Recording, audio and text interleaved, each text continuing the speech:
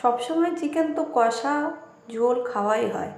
এটা একটু নতুন ধরনের রান্না করে তোমাদের সাথে শেয়ার করব। এবার এই রান্নাটা না খুবই মজার খেতে হয়। এবার দেখে নেওয়া যাক কীভাবে বানানো হয়েছে। এটা খুবই সুন্দর হয়েছিল খেতে।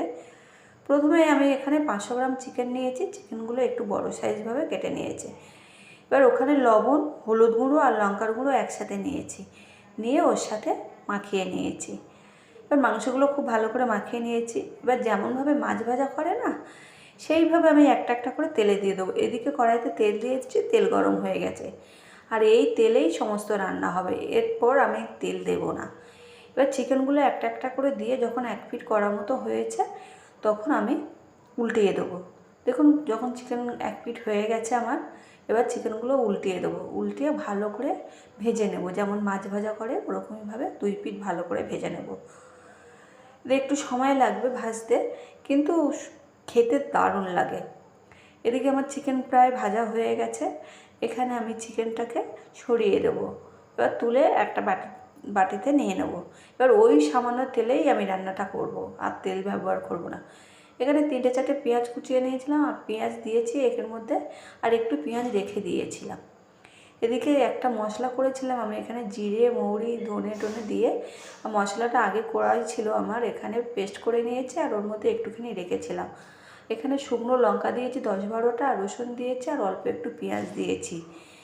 পেঁয়াজ দেওয়ার পর এখানে আমি জল দিয়ে দিয়েছি। জল দিয়ে এটাকে আমি একটা পেস্ট বানিয়ে নেবো। আর এদিকে পেঁয়াজটা ভাজা ভাজা হচ্ছে। এদিকে একটা পেস্ট বানানো হয়ে গেছে। পেস্টটা আমি এর মধ্যে দিয়ে দিয়েছি, পেঁয়াজের মধ্যে দিয়ে দিয়েছি। পেঁয়াজটা হাফ ভাজা হয়ে গেছে, বাদামি মতন কালার এসে গেছে। আর যখনই দিয়েছি না বন্ধুরা, কি সুন্দর একটা গন্ধ বেরিয়েছে না, তোমাদের বলে বোঝাতে পারবো না।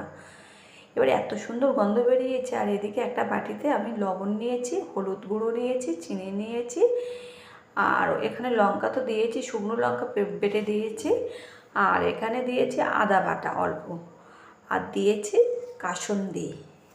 এই কাসুন্দিটা দিয়েছি, টেস্ট একদম সম্পূর্ণ আলাদা হবে।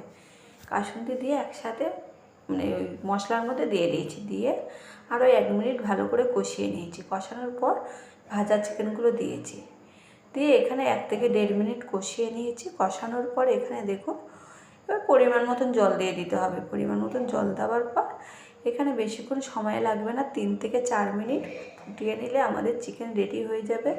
যেহেতু চিকেনটা ফ্রাই করে নিয়েছিলাম, এখানে কোনো রকমের মানে বেশি সিদ্ধ করার দরকার নেই।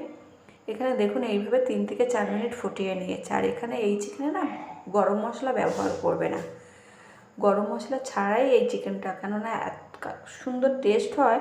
ভাতের সাথে খেয়ে দেখো আর কমেন্ট করে বলো কেমন হয়েছে।